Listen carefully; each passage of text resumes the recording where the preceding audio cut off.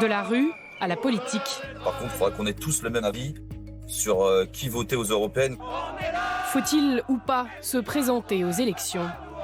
Le but de cette liste européenne, c'est d'être présent partout. Il y aura aussi les municipales et ainsi de suite. Et il y aura forcément des gilets jaunes.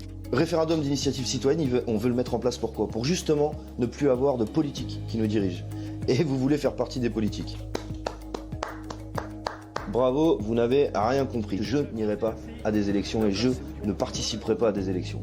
C'est ce que j'ai dit depuis 11 semaines. Et moi, je m'y tiens. Et je m'y tiendrai.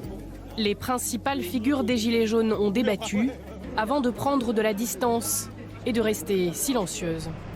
Pourtant, sur les 34 listes aux européennes, plusieurs sont teintées de jaune. Une seule se revendique à 100% Gilets jaunes. Alliance jaune, c'est la liste menée par le chanteur Francis Lalanne, impliqué depuis les débuts du mouvement. Gilets jaunes, quel est votre métier? Haou, haou, haou. Gilets jaunes, quel est votre métier? Haou, haou, haou. À votre santé les copains. Si on ne rajoute pas une liste hors système à celles qui sont là, le vote sanction va s'éparpiller dans les partis d'opposition et les équilibres vont être maintenus. Mais comme les Gilets jaunes sont hors système, s'ils amènent une possibilité de concentrer le vote sanction hors système, là on peut l'inquiéter. C'est ça, laisse-moi tenter ça. La liste est créditée d'1% des voix, loin, pour l'instant, des 5% nécessaires pour être élu. Un autre candidat dit qu'il est né le 17 novembre, jour de la première manifestation. Je m'appelle Christophe Chalençon, je suis forgeron. Je me suis engagé dans le mouvement. Gilet jaune controversé, il mène la liste Évolution citoyenne, composée à 90% de gilets jaunes.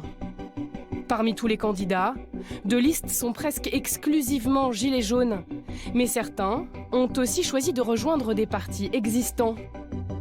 Aux côtés de Florian Philippot, 10 gilets jaunes, 3 sur la liste du Parti communiste, 2 avec François Asselineau et 1 sur la liste de Debout la France. Aux côtés de Nicolas Dupont-Aignan, une figure connue des manifestants, Benjamin Cauchy, ancien porte-parole des Gilets jaunes en Haute-Garonne.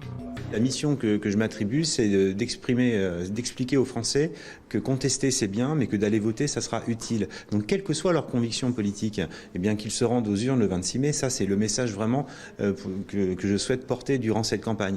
Après, bien évidemment, moi le constat que je fais de ce problème de pouvoir d'achat en France, il est pour moi lié à l'Union européenne et aux 11 milliards qu'on envoie en trop auprès de cette institution.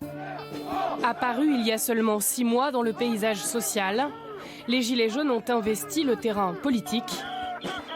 Mais parmi ces 170 candidats, presque aucun n'est en position éligible.